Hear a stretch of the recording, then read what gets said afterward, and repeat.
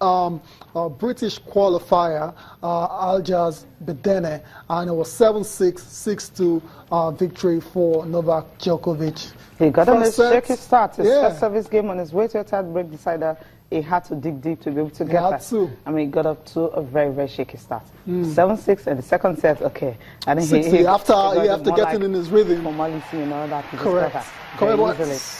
Expected results. I mean, if you expect, if you want to see Djokovic lose at this point of a tournament, it has to be against a top-ranked player, not against a qualifier. So the jury's still out on Novak Djokovic. If he step up his game, I think he's obviously going to reclaim that #1 spot. But Stan Wawrinka and well, Rafael Nadal also is now what, #4? Yeah, #4. But then there's a whole lot of gap. Yeah, there's still a gap. Djokovic can just be consistent, I think he's going to reclaim it. Because Andy Murray right now, for both players, I don't think it's about numbers. They're not targeting the rankings. It's all about them finding consistency in their game, which has been missing all year. So, yeah, all the best to those two guys as they continue to rediscover the form of last season. Still on tennis, Cecilia, yeah, bad news for Maria Sharapova. And her fans also. And a lot of her fans out there. I mean, this one, I have to be honest,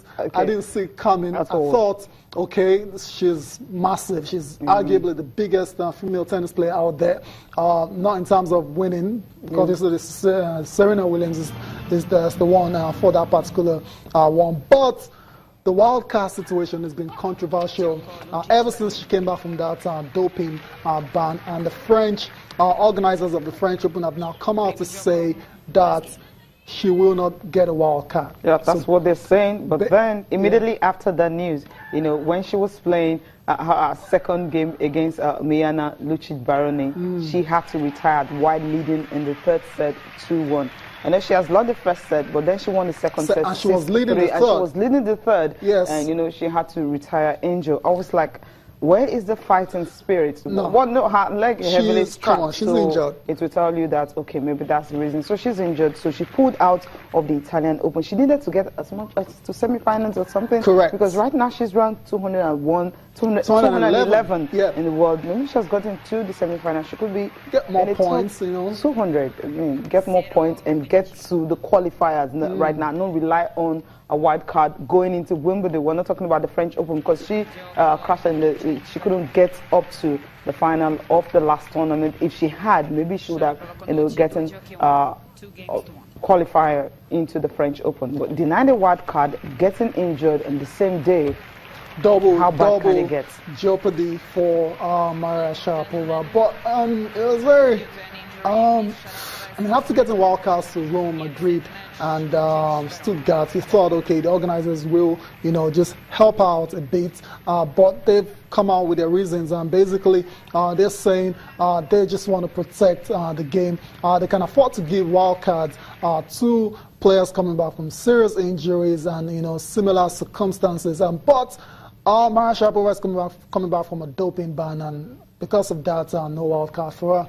Yeah, and that's why WTA Chief Executive Steve Simon actually condemned the reason why, you know, they snubbed her for it. But then the organizers of the Roland Garros said that they spent so much money, you know, trying to curb doping. But then if if they're spending so much money, then what's going to happen? You know, bringing in Maria Sharapova, that means they're not doing enough. This is coming from WTA Chief Steve Simon, saying that wild cards are offered at tournaments, and of course.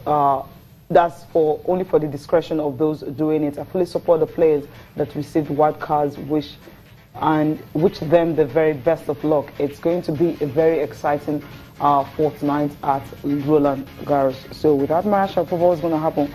What I do not agree with is the basis put forward by the FFT for their decision with respect to Maria Sharapova. She has complied with the sanction imposed by CAS. Like I said, it's going to be very controversial, Cecilia. I mean, she's done her time, and she deserves a second chance. But the organizers of the French Open are being very strict here. If she's going to qualify, if she's going to play at Roland Garros, then she would have to qualify. But unfortunately, she hasn't done enough to, you know, qualify for the second major of the year. So for Maria Sharapova, she's a great competitor. I know she will fight back. It's all about her, you know, obviously she has this little injury scare now that she has to take care of. But afterwards, I know she will continue to fight and, you know, hopefully feature in the last 2 Grand Slams of the year. But it is what it is now. Time to move on. Yeah, she just have to move on. Well, Maria Sharapova, she will not be. She may just be at the.